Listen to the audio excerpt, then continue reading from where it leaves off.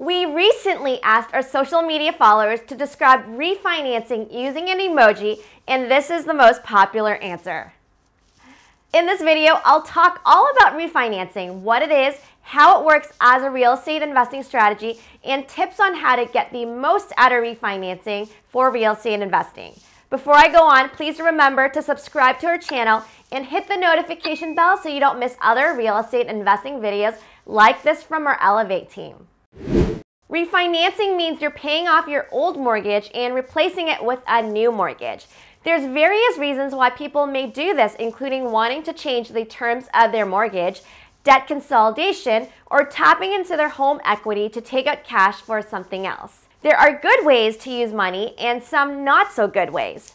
I did another video where I dive into good versus bad debt, so please remember to check out this video here if you want to learn more about this. So for the sake of this video, let's focus on using refinancing for real estate investments and see what refinancing really does.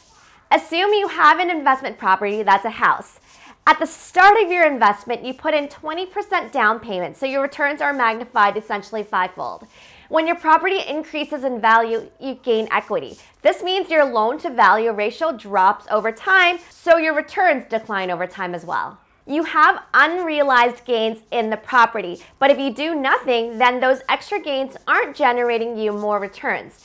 If you sell the property to access these gains, then you'll have to pay a bunch of taxes and fees, so you'll have less to reinvest. And this is where refinancing comes in. Refinancing allows you to tap into the equity gain so that you can reinvest it and put it to better use. Most real estate investors would agree that refinancing to grow your portfolio is a good idea if you can generate better total returns, and I'll illustrate the point by crunching some numbers. We'll compare the do-nothing scenario with the refinance and reinvest scenario to compare total returns. Here are my assumptions. 3% mortgage rates in the beginning, 5% appreciation per year, 3% rent growth per year, 1% annual inflation, 4.5% starting rental cap rate. And if you want to learn more about cap rates, you can check out this video right here.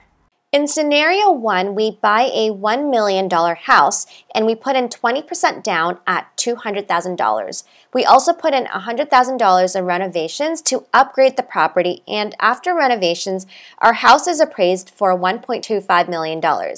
Let's say something crazy like COVID hits, so interest rates drop quickly to 1.5%. Let's assume we're on a variable rate mortgage, so this helps increase our cash flows. In 5 years, we gain a total of $131,000 in cash flows, $110,000 in equity paydown, $345,000 in market appreciation, and $150,000 in forced appreciation. This generates a 5-year total return of $736,000 if we keep the property without refinancing.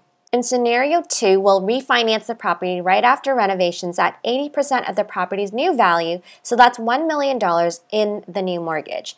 It's a bigger mortgage, so it changes up the total returns breakdown. Basically, with a bigger mortgage, there's less cash flows, but a bigger equity pay down. The end result, because there is more interest, is that you get slightly lower total returns at $716,000. Plus, we can take out extra money to reinvest.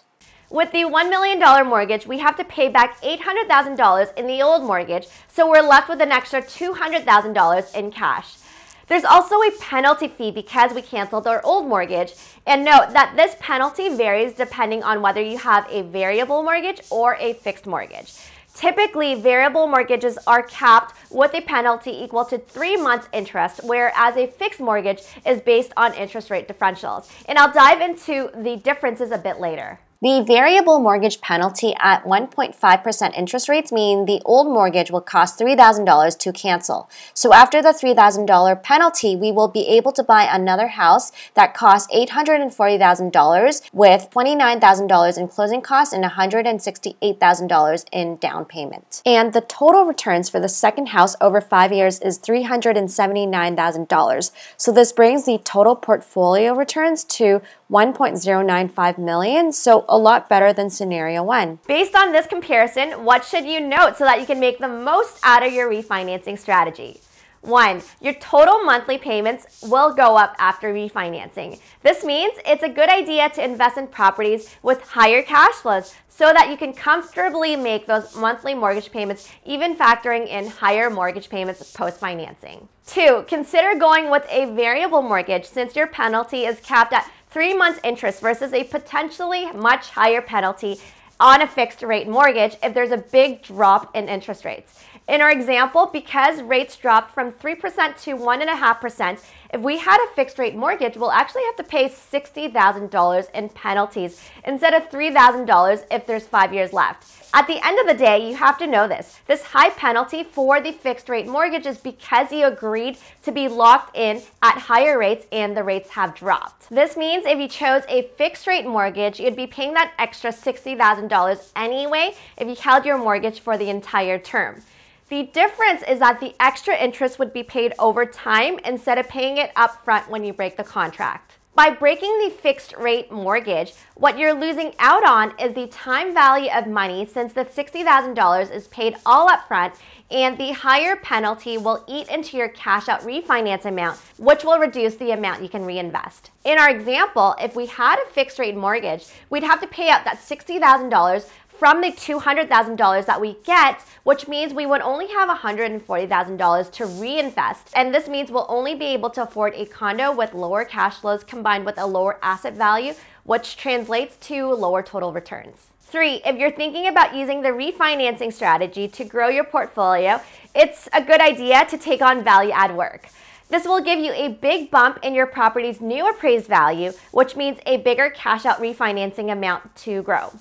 And 4, on the same lines with maximizing your refinancing amount, it's a good idea to be physically present when the appraisers come. And when you're there with the appraiser, show them what exactly you've upgraded, how much your rents are, and the latest property price comparables.